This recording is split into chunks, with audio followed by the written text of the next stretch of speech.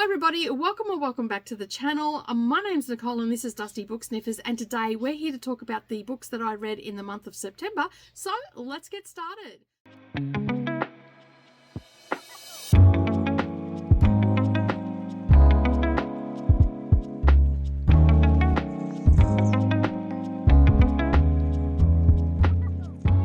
Good morning or good evening everybody, and welcome back to the channel. Thank you for taking some time out of your day and spending it with me while I talk about the books that I read during the month of September. Now, it was a pretty good month. I read 18 books according to Storygraph. I'm pretty sure that I've logged them all. Now, I'm pretty much going to talk about all of them except for the two classics. The classics is another video that I'm going to do a bit separately because I've got a lot to say about a couple of one of the books that I read, and this will just make this one fairly long. So other than those two, I'm going to talk about 16 books here today. And I'm going to start off with some of the series that I've been working on. So as you know, Coda and I have the Seriously series sprints twice a week where we're reading the series that's a mouthful. We're dedicating time to different series along the way. So right now we're in the Kristen Britton Green Rider series, and in the month of September I managed to finish two chunky books. So I don't want to really talk too much about them, except that the story is progressing really nicely. We're starting to get a lot more.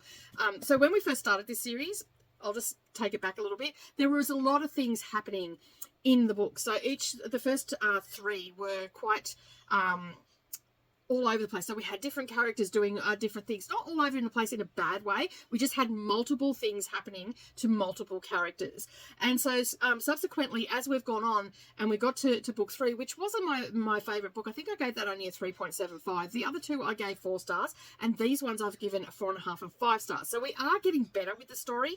Basically, we're following as the series is called Green Rider. This is a bunch of messengers that work for serve King Zachary, and basically we're following the main person we're following is Kerrigan, and Kerrigan was a reluctant Green Rider. And I think way back when I said, you know, she really did not want to be a Green Rider for the first 2 books, like not at all. And then we got to the 3rd book, and we still had some issues with her being a Green Rider, but basically she is the Green Rider that we're focusing on. So there's a lot of stuff happening, but there's stuff in her background that's coming into it and all that sort of stuff. And we still have a lot of characters in these books, but we've seemed to have narrowed down where we're just coming in from maybe 1 or 2 points of view, and mostly what's happening to Kerrigan now. So we still have King Zachary that comes into it. We've got Captain Mapstone, which is her captain for the Green Riders, and then we've got other little side characters coming into it that just add to the plot and whatnot. So in Black Veil, this is the Tainted Forest, for lack of a better term, and she was sent in with a couple other Green Riders and some Alicians, which are the immortals in this story. And basically they went into Black Veil, and they had to they're trying to find out why the wall is cracking and all that sort of stuff, and they've gone in there on a mission.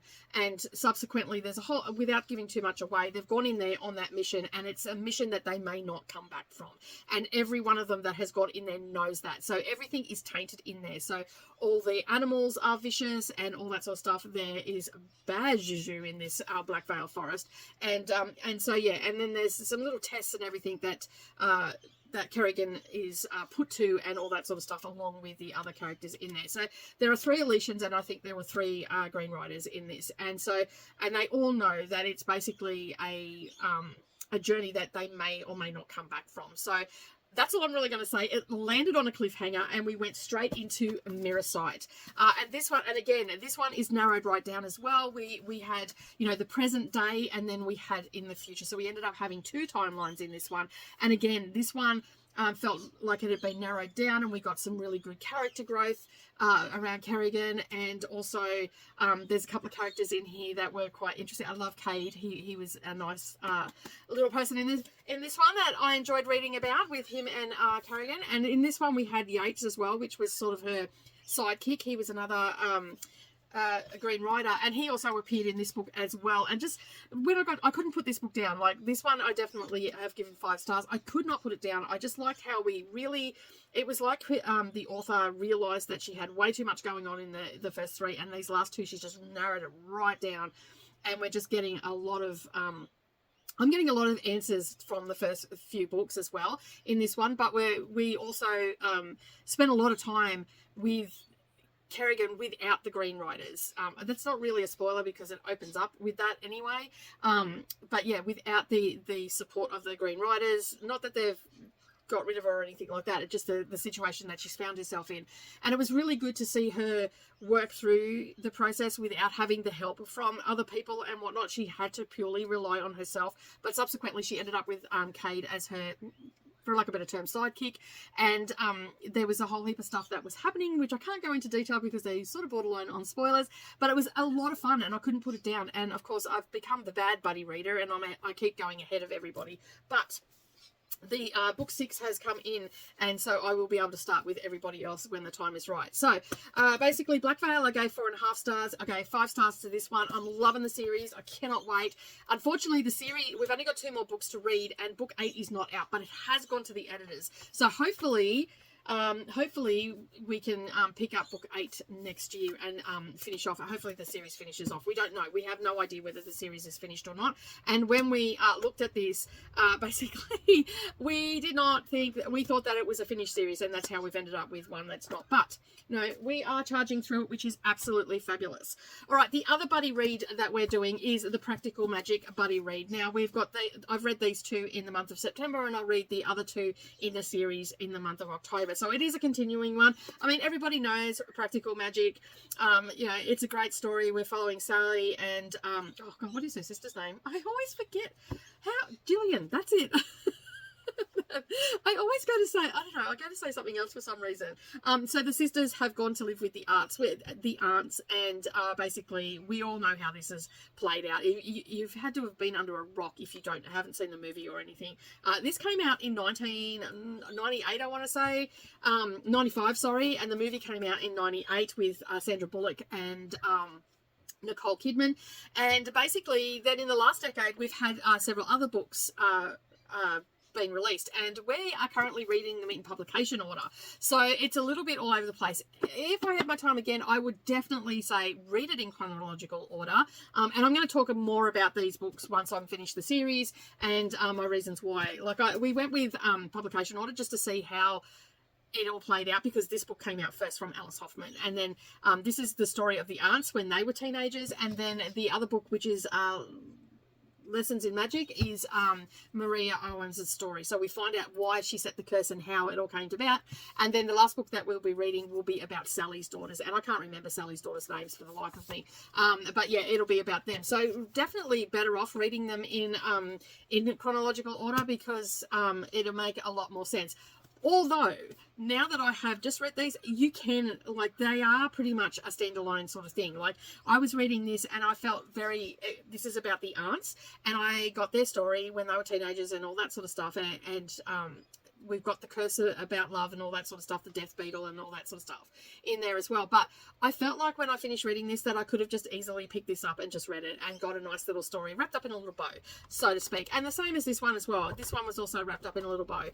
So yeah, so I've got 2 more to read of these. I have read the Maria Owens story already, but I will say, if you are going to pick them up and you're not sure what order to read them, get onto Goodreads, because it actually has it in the order that you should read them, and follow that, because it will make a lot more sense, because we'll go from Maria Owens to the aunts to Gillian and Sally, and then to Sally's daughters. Yeah, apparently I did not know this, but Coda and Christina were telling me the other day that there is actually a movie that Nicole Kidman and Sandra Bullock are producing, which is the about the daughters, Sally's daughters. So, and they've signed on to do that. So I'm pretty excited about that. We're getting another Practical Magic movie and part 2. So it's exciting. All right. It has been definitely the month for series. So, and I've read all these books for Mystic Readathon for various different prompts and all that sort of stuff.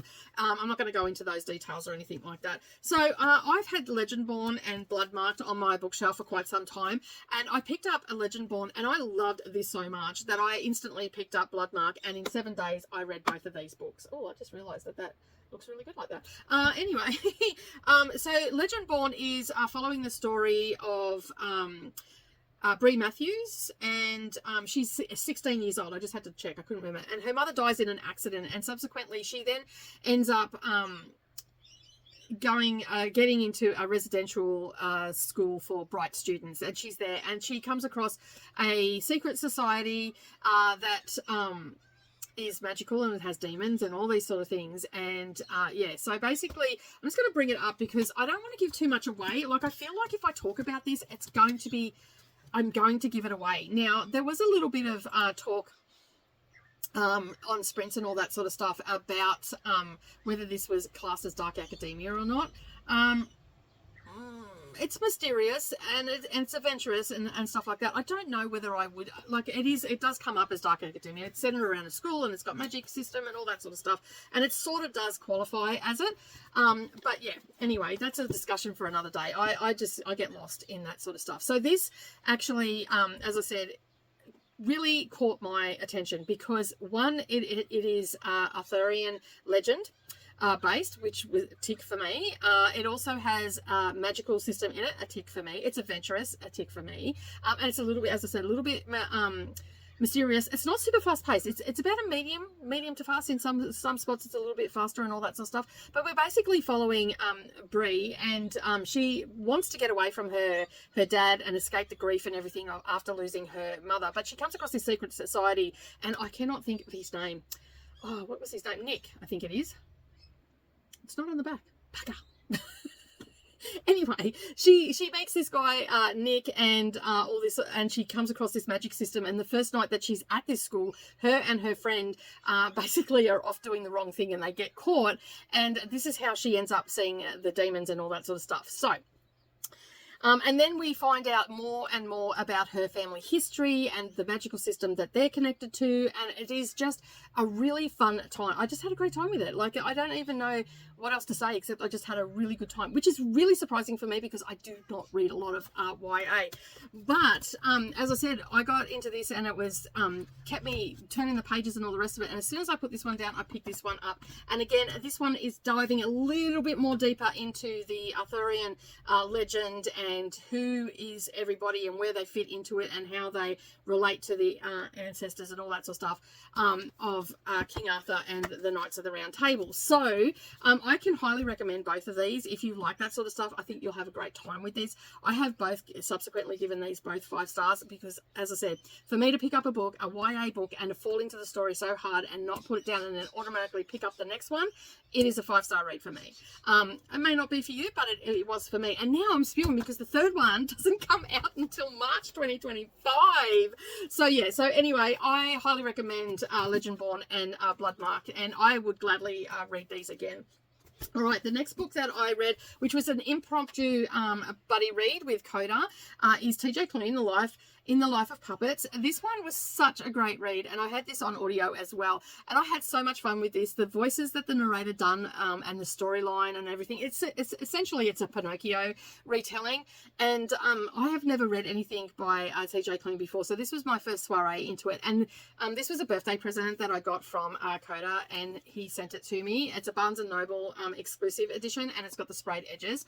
I am pretty keen now to read so much more from T.J. Klune. I think that I could see T.J. Klune becoming an automatic buy author for me. I just had a fun time with it. I don't want to, as always, I don't want to give spoilers or anything like that, but all I can say is Nurse Ratched in this, oh my God, her wit and her sassiness just made this story come to life.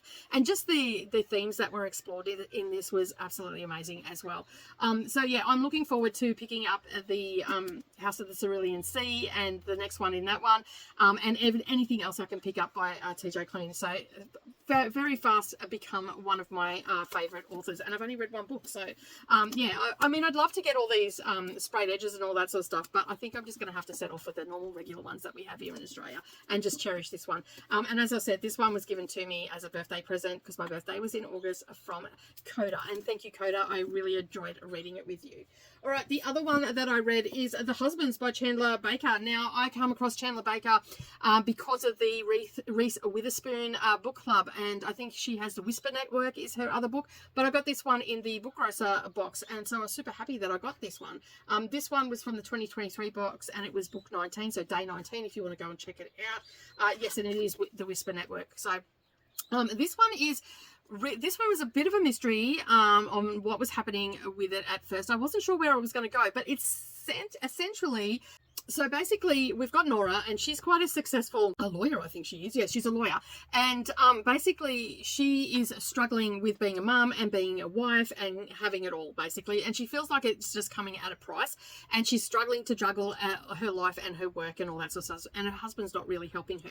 Subsequently, she starts looking for a house, and she comes across this neighborhood, and this is where things start to take a bit of a strange turn. She's gone into this neighborhood, she's looked at the house, her husband's a little bit reluctant, her best friend's in another country and trying to convince the husband that yes, it's a good move and all that sort of stuff. And so, but then Nora starts noticing some strange things happening.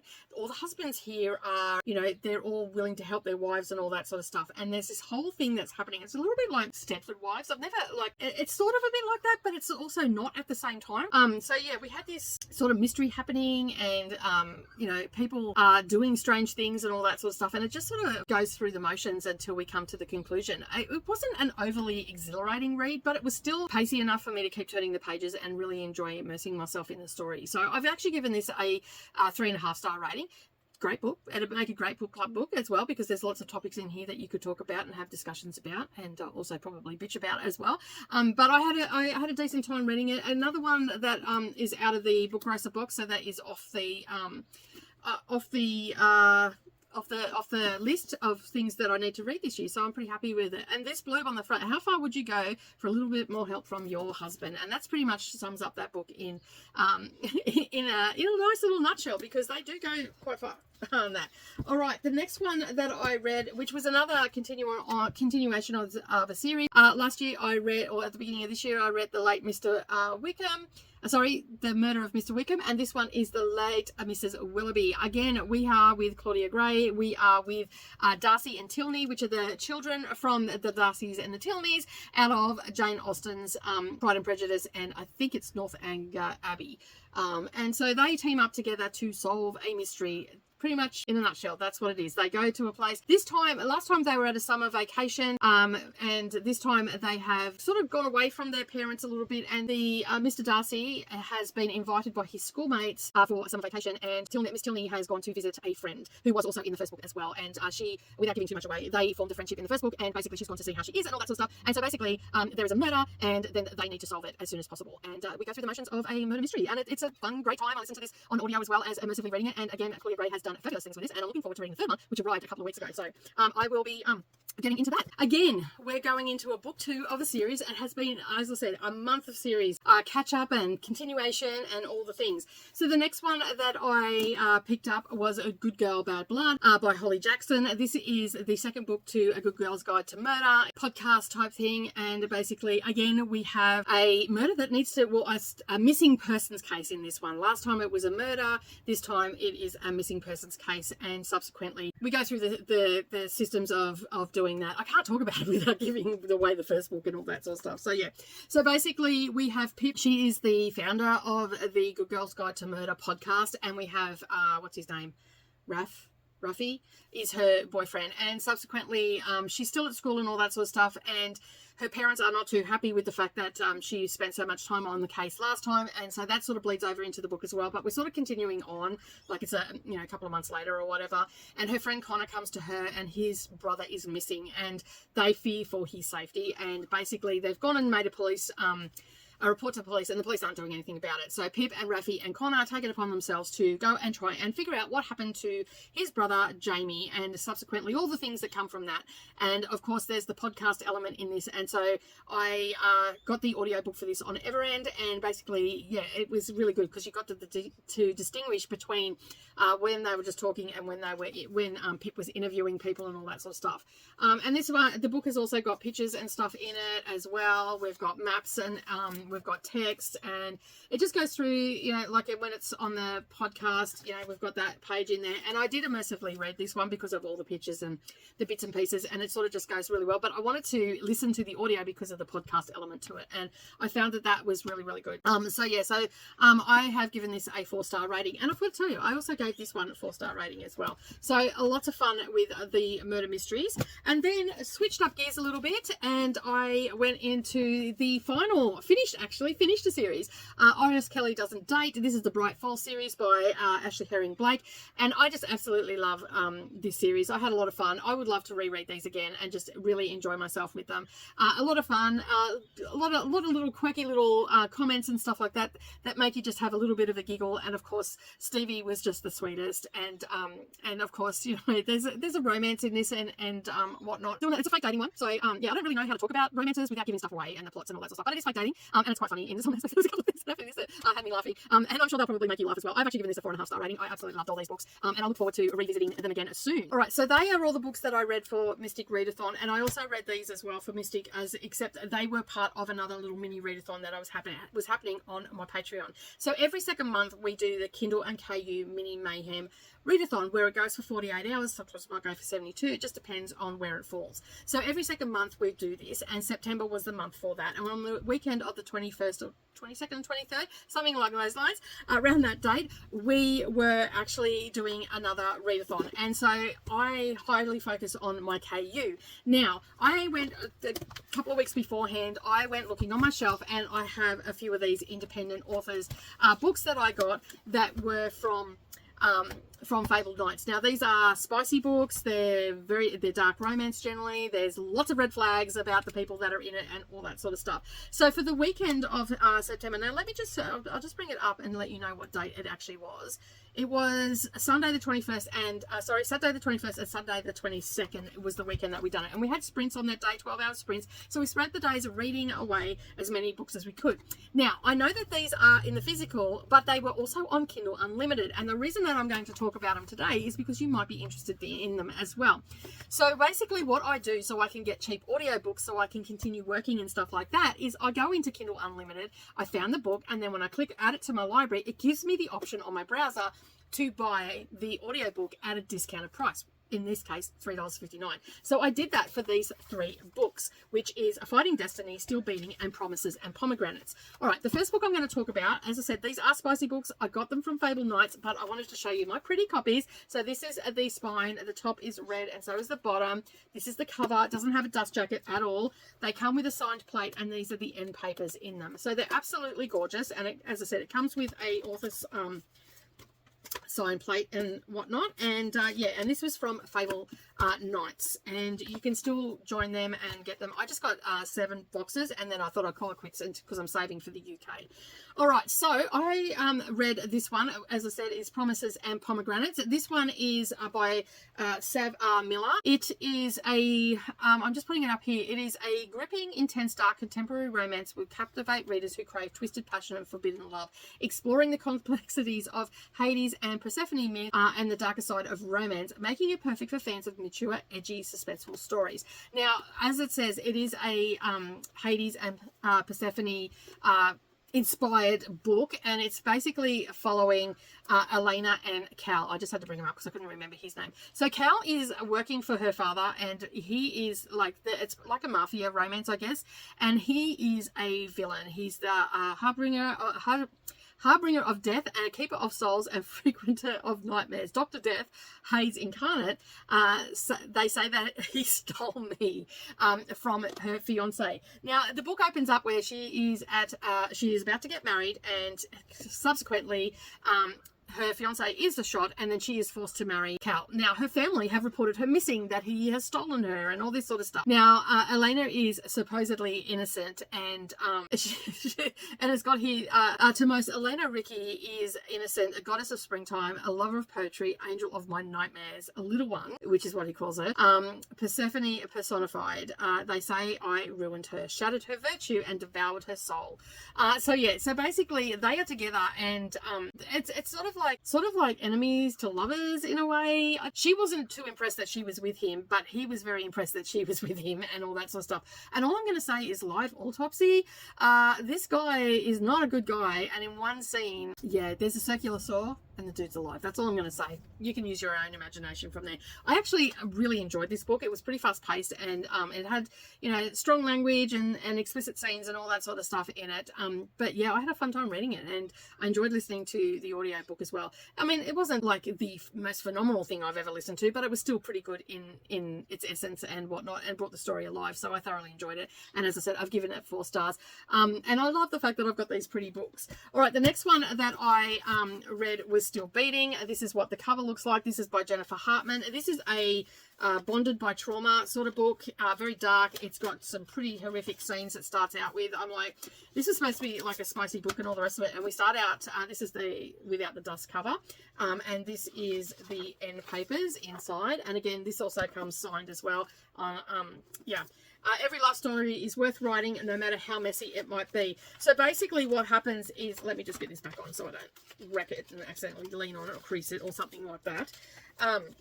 So basically, we're following the story of Cora and Dean. So Cora is out at a birthday party, and subsequently her wallet has been stolen, and she goes to go home to, she orders an Uber, then realizes she doesn't have her wallet, and so she has to call around to her friends for someone to come and get her. And basically, the only person that picked up is her arch nemesis, Dean, who she has known for 15 years and is engaged to her sister. And basically, he comes to her rescue, and on the way home, they are stopped. What they thought by a police officer turns out to be a serial killer, and he now has them chained up in his basement, and he is doing all sorts of perverted things to her and getting him to also do perverted things to her. And subsequently, so there's no consent in the first part of the book, so if that's something that you don't like, by all means do not pick up this book, because it is pretty full on. And so basically he calls her little kitty and calls him his dog, and this guy is just foul. He stinks and all that sort of stuff, and he's got them chained up, and he basically forces Dean to have sexual relations with Cora under duress. So he's got a gun to his head, basically. He either does it or he dies. And she doesn't want him to die, and so they're forced into this situation where they have to be there for one another and whatnot. Subsequently, things happen, and because it's only a small portion of the book, but then the story goes on from there with Dean and Cora, where they try to work through their trauma and all that sort of stuff. And in some places it's heartbreaking, in other places it's horrific and terrifying, and it has all the emotions this book does, along with being a dark romance. I highly recommend this if you have a strong stomach and you can handle, you can handle that sort of trauma, but it is definitely like a trauma bond for the main characters of Dean and Cora. So I'm just having a look to see what some of the triggers were for this. Let me just bring this up. It is an enemies to lovers as well. So yeah, and the blurred lines between hate and love. And serial killer is aiming to do is trying to get them to fall in love with one another before he does something extra to them and all that sort of stuff. So a very interesting read. There was a little bit of spice in this, but I would only probably put this at a 3 chili pepper, but the trauma in this was definitely 4.5. Highly recommend reading it if you're into that sort of stuff. And I'm just it just says here, I'm just having a look on Story Graph, read more. It just says here, this book contains subject matter that may be sensitive to some readers, including rape, as well as strong language, explicit sex, and it is definitely for 18 plus only. Please read responsibly. So yeah, so that is the warnings on that one. Okay, so the next one I read is called Fighting Destiny. Again, this was on KU. I've got the audio for it. These are the end papers, very, very pretty. And this one also comes with a protective box, and I'm glad because it's a white book. And this one is steeped in Celtic legends. So we have the Fae, and we have some witches, we have some demons, and all the rest of it. And this is the first in a series, and I can't think of the name of the series. Let me just bring this up. Give me 5 seconds.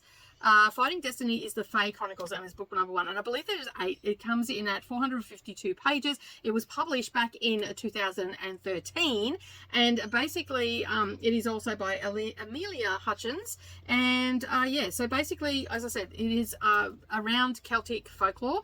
We have the Fae, Dark Fae, and we also have some witches in this one. And this story ends on a cliffhanger, has a mystery element to it, as well as explicit sex scenes. So it's definitely, again, for over 18s. The spice level on this is probably about 3.5 to 4. probably closer to a 4. And basically we have the Dark Prince Fae, who has teamed up with the witches, and they're trying to find someone who is a murderer that is killing off the Fae and also witches as well. And so we have that mystery element to it with this actually had a lot of plot. Like, I actually was quite surprised that it actually had plot and a really good storyline, and I'm keen to continue on with the series. So basically, she get the main female character, which I cannot think of her name off the top of my head right now. The main female character gets hooked up with the Dark Fae, and she's bound to him. And basically, she has to do what he says, but he can do all, like, he can basically, for lack of a better term, he can fuck her till she dies. And if he doesn't get his way, because he feeds on her and all that sort of stuff, and there's all this stuff that happens. But the plot of the story, spice aside, the plot of the story is we have a mystery, and we've got Fae and witches alike getting murdered, and someone is actually taking parts of the Fae and the witches and then putting them back together again. And so it's quite an interesting little story. So I'm pretty keen to pick up the next one. And the next one, they are on Kindle Unlimited, so I don't have the books in the physical because they're too expensive to buy. But yeah, I'm keen to continue on. I gave this a 4-star rating because of the plot and the mystery and the cliffhanger, and it was like, no, when it finished I'm like, oh, I'm going to pick up the next one, but I just didn't have time to do it. So yeah, so this is fast-paced. It's a romantic fantasy adventure with strong focus on the magic, the supernatural, and a slow burn steamy romance between a human and a powerful Fae prince. So, but is she really human? That's what they're also trying to figure out as well. So, if you like that sort of thing, I would definitely pick this up and give it a read. But that is, oh, the other one that I read was God of Malice on that weekend. I finished that off. I had started that because that was for the Naughty and Nice book club. So I have finished that off. That God of Malice cracked me up. That spicy level, Lord, that's a 4. For sure. But the guy in the book, I don't actually have the physical copy because it's on Kindle Unlimited. The guy in the book, oh my goodness, he is off the Richter scale with, he's messed up, like it messed up. And just the things that he says and does in the book, it just like, it cracks me up. And I've been talking to Selena about it in Messenger and on Discord, and like just some of the things that he says just crack you up. And it's like, oh my goodness, but it's so off the charts that you just want to keep reading it and absolutely love it. I actually gave it 4.5 stars, and I hope that someone out there will pick it up. It was a really, really good book. I enjoyed it. I couldn't put it down. And let me just see what I'm just trying to have a look. It's a standalone. I couldn't remember whether it was a standalone or not. So this series is actually the Legacy of God series, and Malice of God is the first one, although they are standalone. So you don't have to read them in order or anything like that. And so basically we have the main female character, and like I've read so many books since I've read this, so I've forgotten her name. She is at an elite school, and then we've got him as well, who is also at the elite school, and he actually he's a psychopath. He doesn't have empathy for anybody else or anything like that. He is on the fast track to become a doctor, and he likes cutting things open to see things inside and all that sort of stuff. And she sort of comes across him because she was on a cliff edge where her friend had committed suicide, and he basically gives her, Killian is his name, gives her no other option but to block your ears if you don't like this sort of language, below him, and he was basically, holding her to do it or you die type thing. And that's how the book starts out. So it starts out with a bang, and then he's also then obsessed about her virginity and all this other stuff as well. And it's just, it's very, very dubious for consent. Like there essentially is no consent. In my mind, there is no consent, because he gives her a choice. You either do the deed or you die in the beginning, and then all through the book it's just very, very, very dubious indeed. So so not a great book if you're not into that, but I really enjoyed it. And as I said, I gave this 4 stars. The other one, like, I had a very, very dirty weekend. The other one that I read was Pretty Monster by Sheridan Ann. This is also a KU one. And I got the audiobook with this one as well. And oh my God, the narrator of this just loved reading this book. Like, it came through in his voice. Now, this is a main female character, and her name is, what is her name? I'm terrible with names. I really need to start taking notes. It's been a hot minute since I've actually done a monthly wrap-up where I've waited to the end. I can't think of her name. I think it's Kia, from memory. Anyway, the main female character is works in a tattoo store, and she has several alpha males around her. One is a biker named Viper, and he is he's very protective of her, and he is convinced that she's going to be his old lady one day. And then we also have a guy that she works with, and I can't think of his name because I thought he was an absolute douche. But anyway, he's always trying to get into her pants, and they've got a bit hot and heavy in the past and all the rest of it. And then they sleep together, and he gets super possessive, but he's a no good Nick. And Viper's saying you can't go out with him and all this sort of stuff. In comes the neighbour, Alex. And Alex is hot. He's fit and he's very athletic, but we also have a stalker. So this is a dark stalker serial killer romance where she falls for her stalker, and so we go through, like, he's watching her and all this sort of stuff, and we go through the whole rigmarole of, you know, she's getting hot and heavy. But the audiobook for this just was such a great listen. Like, even the chick that read for the female character was absolutely wonderful. There's one part, this is a little bit of a spoiler, there's one part in this where she meets the neighbour, they race to the laundry, and then they sort of hit it off, and then he says to her that she's going to get herself off in her bed and he's going to listen through the wall, right? Anyway, subsequently she does that, but she doesn't call his name or anything like that. And then the next day he goes over to her place after this has all taken place, and he's looking around the apartment for something. I won't give you the whole scene, but anyway, he finds her dildo, which is quite a large one, and he's quite taller than her, and as he walks out, he suction cups it to the top of her front door, and so she can't reach it. I mean, she could go and get a chair, but she just leaves it there. And anyway, so there's a scene where it plays out that her door gets kicked in, and then the bikers come to fix her door. Like, the Alex gets her to someone to come and fix the door, and then the bikers come to put some security cameras in, and one of the bikers go, "Nice decor." So she's left it there, and like, it's just, there's so much that happens in this book that it was an absolute joy to listen to. I had a fun time with it. There's other things that happen in the book surrounding that piece of artwork, and yeah, and just different things that happen throughout the book. And then she's also questioning herself because she's liking all this stuff, and she's like, what is wrong with me, and all that sort of stuff. And it was just a really, really good fun time read. The spice level in this would be a 4.5. The stuff that goes on in this, right. And the guy that was reading for the men in this, especially around the serial killer's voice, you could hear the happiness coming through in his voice. Like, it was just a great read. I've actually given this 5 stars, hands down, 5 stars all the way. The audiobook, 5 stars as well. Why not? And yeah, so it is a serial killer stalker romance where she falls for the serial killer, the stalker rather. So yeah, a lot of fun. It's dark, it's spicy, it has all the things. It's suspenseful, it has all the things, and it comes in at 407 pages. And this was first published in 2023. And I'm pretty keen to read some more from Sheridan Ann. I like her style of writing. I love her humour and everything that she has in the storylines as well. And hopefully that translates over into a lot of her other books as well. But that is it. That's everything that I've read, I think, for the month. So a lot of books there. Sorry, it's a long video. I am getting back into my vlogging, so the videos won't be as long. I'm trying to keep them for vlogs relatively short and all the rest of it. But I had a fun time this month reading all these books, and a lot of these books are all off my shelf. So tick, tick, tick, tick. And I had a great time doing the Mystic Readathon as well. It was a lot of fun.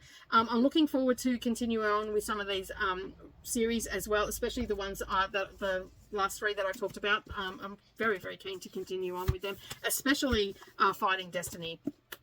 Most definitely want to continue on with that. But as I said, that's it from me today. Have a wonderful day, everybody. Now, if you have made it this far, leave me a stack of books in the comments so I know you've made it this far. While you're there, if you haven't yet subscribed, make sure you hit that subscribe button and the little bell icon beside it to all notifications. Hop, skip and jump over and hit that like button. And if you would like to join my Patreon to be a part of the KU and Kindle Mini Mayhem read along weekends, make sure you head on over there and check out the different tiers, because we'd love to see you there. And there's also other great content as well. But as I said, that is it for me today. Have a wonderful day, everybody, and remember, keep turning those pages, and I'll see you in the next video. Bye for now.